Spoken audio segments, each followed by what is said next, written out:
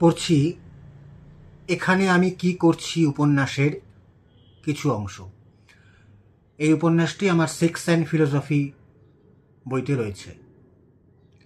উপন্যাস এখানে আমি কি করছি তার তৃতীয় অংশ। একদিন কিছুই না বলে নুরি আমার হাত ধরে আমাকে নিয়ে এলো ঘরের বাইরে। তারপর নিয়ে চলল অরণ্য প্রান্তের পথ ধরে। যেতে যেতে সে আমায় সম্মোহনকারী স্বরে বলতে থাকলো এমন কিছু কথা যা কোনো ধর্মগ্রন্থের শ্লোক কিংবা আয়াতের মতো সংকেতময়, ইঙ্গিতপূর্ণ, ইশারায় ভরপুর, কিন্তু পুরো বোধগম্য নয়, বরং অনেক বেশি রহস্যাচ্ছন্ন। কিন্তু নির্দেশ বাণীর মতোই তার উচ্চারণ ভঙ্গিমা স্পষ্ট ও দৃঢ় এবং একই সঙ্গে ভয়ঙ্কর, ঘোর ও মগ্নতা সৃষ্টিকারী আচ্ছন্ন প্রলাপের মতো। আমি প্রথমে বুঝতে পারছিলাম না অস্ফুট উচ্চারণে সে কি বলছে। বলতে বলতে সে আমার হাত ধরে নিয়ে যাচ্ছে যেখান দিয়ে, সেখানে দুপাশে ঘন অরণ্য প্রান্তর ছড়িয়ে রয়েছে। মাঝখানে সিঁথির মতো চিকন একখানি পথ দিয়ে আমরা চলেছি।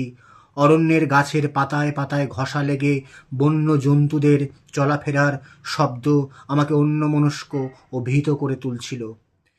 এ মেয়ে আমায় কোথায় নিয়ে চলেছে, আর চলতে চলতে বিড়বিড় করে কি বলছে সে, যেন তাকে ভর করেছে জঙ্গলের কোনো কুহকিনী পিশাচ।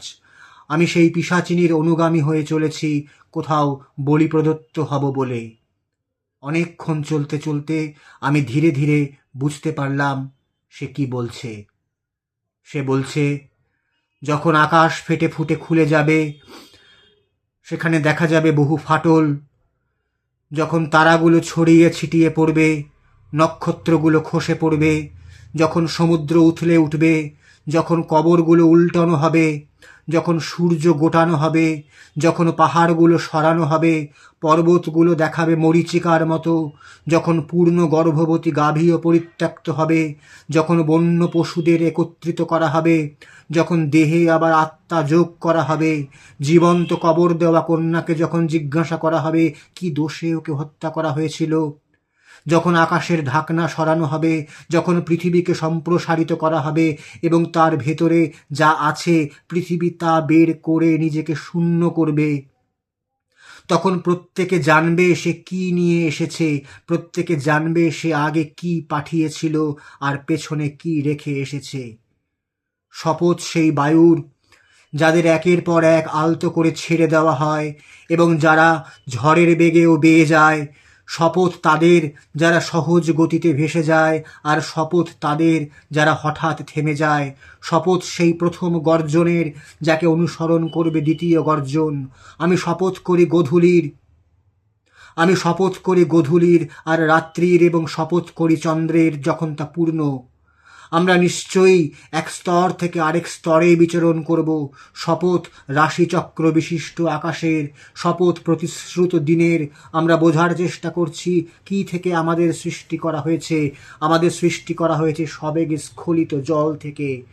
আমরা নিশ্চয়ই সেই অনন্ত ঝর্ণার কাছে যাব, যেখানে জল সবেগে এখনো স্খলিত হয়, যেখানে বালির পশমে নুড়ি ছড়িয়ে থাকে অনন্ত নক্ষত্রবীথির মতো। শপথ আকাশের, যা বৃষ্টিকে ধারণ করে, আর শপথ পৃথিবীর, যা বিদীর্ণ হয়। শপথ রাত্রির, যখন তা শেষ হয়ে আসে। শপথ এ নগরের, যখন আমরা এ নগরের অধিবাসী। শপথ দিনের, যখন সে সূর্যকে প্রকাশ করে। শপথ রাত্রির, যখন সে তাকে ঢেকে ফেলে। শপথ পৃথিবীর আর তাঁর, যিনি তাকে বিস্তৃত করেছেন। শপথ মানুষের ও তাঁর, যিনি তাকে সুঠাম করেছেন। শপথ দিনের প্রথম প্রহরের, যখন তা আলোয় উজ্জ্বল। শপথ রাত্রির, যখন তা আচ্ছন্ন করে। পৃথিবী যখন তার আপন কম্পনে প্রকম্পিত হবে, আর যখন পৃথিবী তার ভার বের করে দেবে, তখন শপথ তাদের যারা ছোটে হাঁপাতে হাঁপাতে আগুনের ফুলকি ছিটিয়ে সকালের হামলায় ধুলো উড়িয়ে ঢুকে পড়ে একসাথে। সেদিন আমরা বাতির পোকার মতো বিক্ষিপ্ত হব, আর পাহাড়গুলো জ্বলবে রঙিন পশমের মতো। আমি তখনও বুঝতে পারিনি আসলে পবিত্র কোরআন শরীফ থেকে একের পর এক আয়াতগুলো পড়ে যাচ্ছিল নুরি, যা শুনে মনে হচ্ছিল অপূর্ব কোনো সঙ্গীতময় কবিতার ধ্বনি আমার কানে এসে লাগছে। যেন পৃথিবীর কোনো মানব রচিত কবিতা এ নয়, এ যেন সত্যি ঈশ্বরের লেখা কবিতা। অরণ্য প্রান্তর দিয়ে তার সঙ্গে চলতে চলতে আমার মনে হচ্ছিল সে যেন আমার সঙ্গেই ক্রমশ নারী হয়ে উঠছে। আমি তার আচ্ছন্ন প্রলাপের মতো ঘোরগ্রস্ত সম্মোহনকারী উচ্চারণ ভঙ্গিমার রহস্যময় সংকেত ও ইঙ্গিতপূর্ণ ইশারায় যত ভয় পেয়েছিলাম, তার চেয়ে অনেক বেশি ভয় পেয়েছিলাম অরণ্য পথে নিশিথিনীর মতো তাকে নারী হয়ে উঠতে দেখে।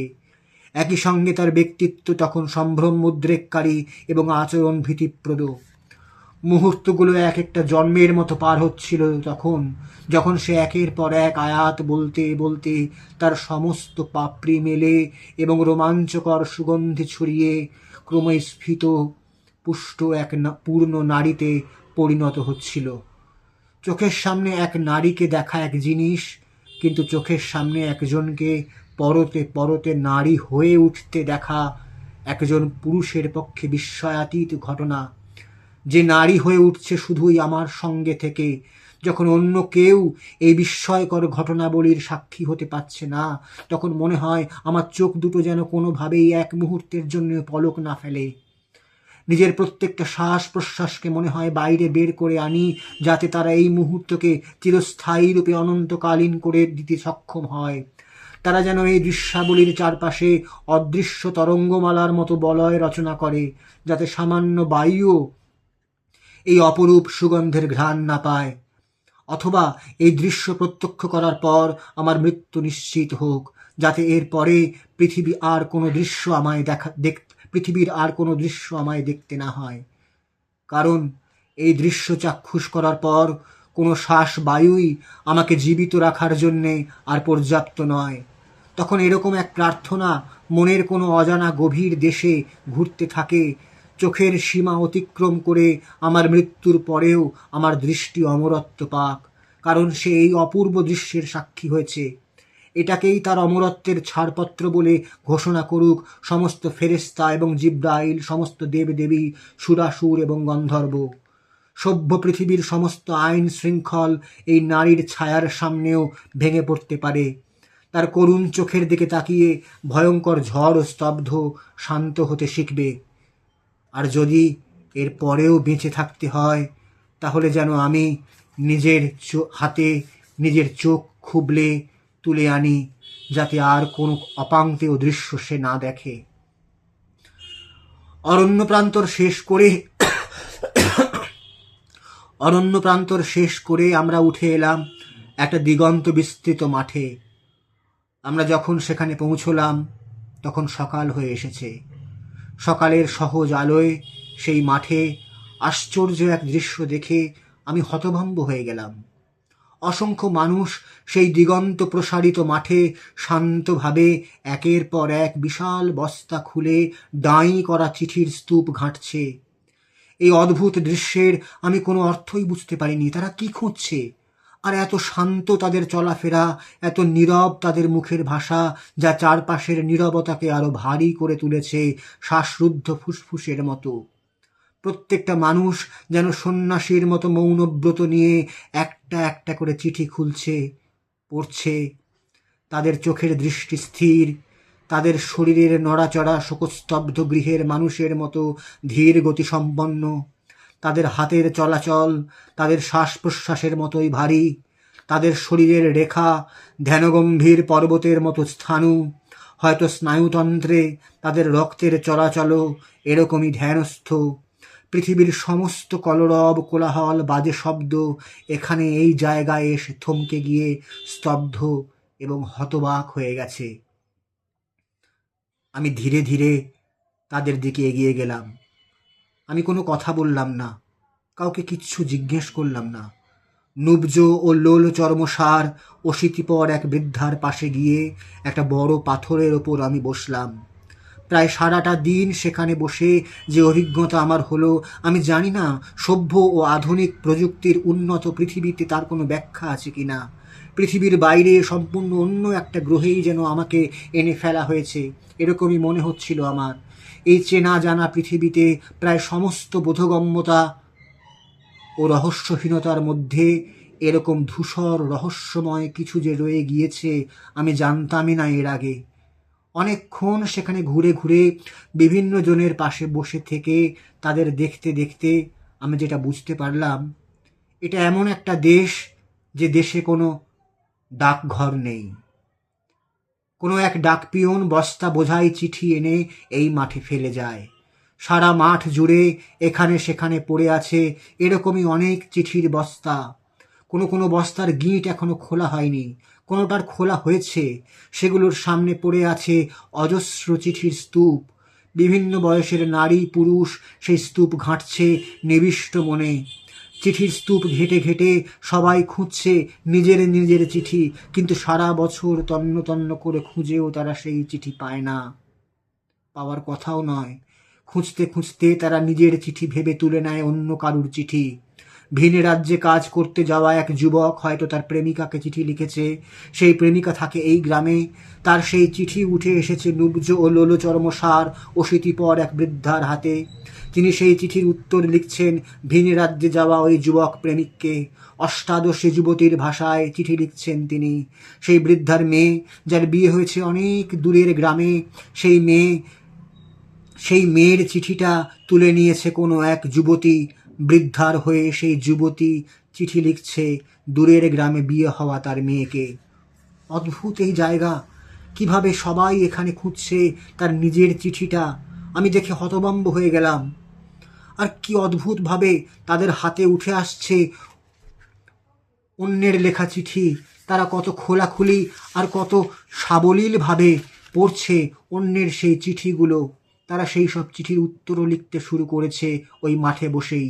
সবাই সবার গল্প জেনে যাচ্ছে কত সহজভাবে। তারা যেন ঢুকে পড়েছে অন্য এক মানুষের জীবনে। তাদের মধ্যেও ঢুকে গেছে অন্য এক মানুষ। নুব্জ ও লোলচর্মসার অশীতিপর বৃদ্ধা যখন যুবক প্রেমিককে তার চিঠির উত্তর লিখতে বসেন, তখন তাকে দেখে কে বলবে তিনি 4-20 পেরোনো এক বৃদ্ধা। সদ্য যৌবনে পা ফেলা যে কোনো টগবগে যুবতীকে তিনি আত্মবিশ্বাসে 10 গোলে হারাবেন। এইভাবে তারা একের মধ্যে অনেকগুলো মানুষ হয়ে বেঁচে থাকেন। এরা যেন এক একজন এক একটা চিঠি মানুষ। একটা জীবনে এরা কতগুলো জীবন বেঁচে নিচ্ছে। আসলে এরা যতখানি বাঁচবে তার চেয়ে অনেক বেশি তাদের আয়ুষ্কাল। একটা জীবন থেকে আরেকটা জীবনের মধ্যে কি অদ্ভুত রকমের অনায়াস তাদের এই যাতায়াত, যে তাকে অদ্ভুত বলতেও খারাপ লাগছে, কারণ সেটা দৃশ্যত কোনো আদিম প্রথার মতোই স্বাভাবিক।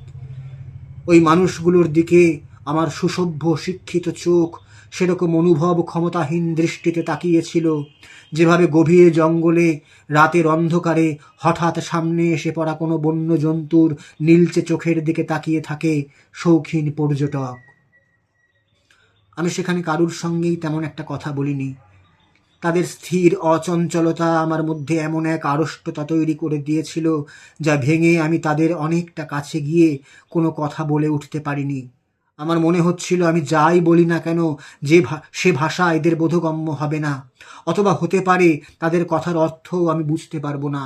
মাঠ ভরা এই শূন্যতার ভেতর, যেখানে তাদের মুখের নীরব ভাষা চারপাশের নীরবতাকে আরও ভারী করে তুলেছে শ্বাসরুদ্ধ ফুসফুসের মতো, সেখানে যে কোনো কথাকেই মনে হয় বিকট বিস্ফোরণের শব্দদৈত্য।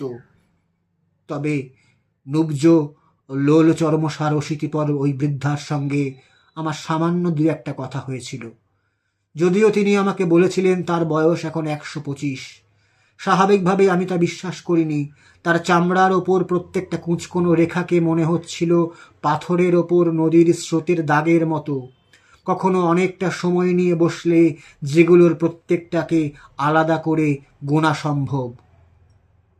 অনেকক্ষণ ধরে তার চিঠি লেখা দেখতে দেখতে আমি তাকে জিজ্ঞেস করলাম, এই যে আপনি এক অষ্টাদশী যুবতীর হয়ে তার প্রেমিককে চিঠি লিখছেন, ওই যুবক কি আপনার চিঠি পড়ে সত্যিই বিশ্বাস করবে যে এটা তার প্রেমিকারই লেখা?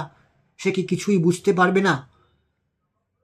চিঠি থেকে মুখ তুলে লোলচর্মসার সেই বৃদ্ধা আমার দিকে তাকালেন।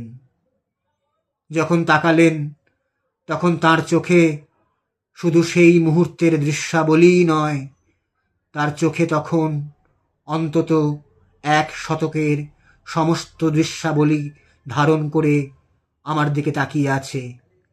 আমি বুঝলাম এই চোখ 100 বছরের দৃশ্যের ওপর দৃষ্টি রেখেছে। এখন এই চোখ আমাকে দেখছে। আমার আস্ত জীবনটা ঢুকে যেতে পারে এই চোখের ভেতরে। হারিয়ে যাওয়া কোনো প্রাচীন সভ্যতার নিদর্শনের সামনে একা নির্জনে দাঁড়িয়ে যেমন অনুভূতি হয়, শীত শীত করে অল্প, ভেতরটা খাঁ খাঁ করে, মনে হয় হু হু করে হাওয়া বইছে বুকের ভেতরে, অজানা একটা কিছুর ভয়ও হয়।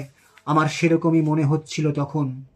চিঠি থেকে মুখ তুলে তিনি খুব শান্তভাবে মৃদু স্বরে আমাকে বললেন, বিশ্বাস কাকে বলে জানো? আমার উত্তর দেওয়ার কোনো ধৃষ্টতা এলো না সেই মুহূর্তে। প্রাচীন এক জ্ঞান বৃক্ষের সামনে আমি চুপ করে বসে রইলাম। তিনি আমাকে শেখাচ্ছেন বিশ্বাস কি। তারপর বললেন, একদিন এক শিক্ষক তার ছাত্রদের বললেন, আজ আমি তোমাদের এক শিক্ষামূলক ভ্রমণে নিয়ে যাব, তোমরা চলো আমার সঙ্গে। আমি আজ তোমাদের শেখাবো বিশ্বাস কাকে বলে। এই বলে তিনি তার ছাত্রদের নিয়ে গেলেন এক নদীর ধারে। নদীতে তখন ভেসে যাচ্ছে একটা নৌকো। শিক্ষক সেই ভাসমান নৌকোর দিকে আঙুল তুলে দেখিয়ে ছাত্রদের বললেন, ওই নৌকোর ভেতরে কি আছে তা তোমরা জানো, কিন্তু আমি যদি বলি ওই নৌকোর ভেতরে বানর আছে, তাহলে তোমরা সেটাই বিশ্বাস করবে। এটাই হলো বিশ্বাস। একে তোমরা অন্ধত্ব বলতেই পারো, বা সত্যের কাছে পৌঁছনোর পথে এক প্রতিবন্ধকতা। আবার এটা সত্যের প্রয়োজনহীনতার কথাও মনে করিয়ে দিতে পারে, যখন পরম সত্যই নিজের ভেতরে লব্ধ হচ্ছে। আমি চমৎকৃত হলাম বৃদ্ধার কথায়। আমি এদের অশিক্ষিত মূর্খ ভেবেছিলাম। এখন মনে হলো আমি এখানে থেকে গিয়ে এদের কাছে শিক্ষা লাভ করছি না কেন। একটু পরে বৃদ্ধা আবার বললেন, পরদিন সেই শিক্ষক শ্রেণীকক্ষে তার ছাত্রদের জিজ্ঞাসা করলেন, বিশ্বাস কি? ছাত্ররা তখন উঠে দাঁড়িয়ে সমস্বরে বলল, নৌকোর ভেতরে বানর আছে। চমৎকার এই বৃদ্ধার রসবোধ। এরকম গম্ভীর ও গভীর বিষয় শেখাতে গিয়েও তিনি এক চুল তার রসিকতা জ্ঞান ভুলে যাচ্ছেন না।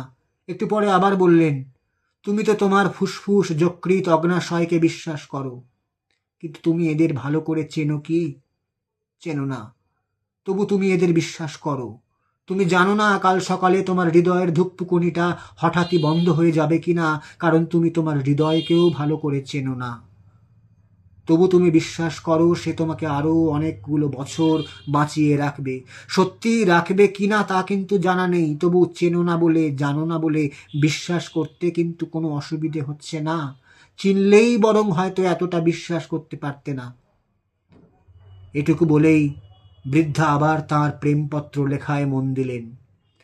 যখন তিনি কখনো না দেখা এক যুবককে এই প্রেমের চিঠি লিখছেন, তখন তার নিজের চিঠিটা হয়তো এখানেই অন্য কারুর হাতে পড়েছে। সে এখানেই আশেপাশে কোথাও বসে এই বৃদ্ধার চিঠির উত্তরটা লিখছে।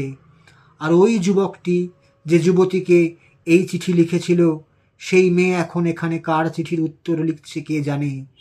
এরকম সম্পূর্ণ অজানা এক সভ্যতার সামনে হতভম্ব হয়ে বসে থাকা ছাড়া আমি আর কী বা করতে পারতাম। উপন্যাস এখানে আমি কি করছি থেকে 3য় অধ্যায়ের কিছু অংশ পড়লাম।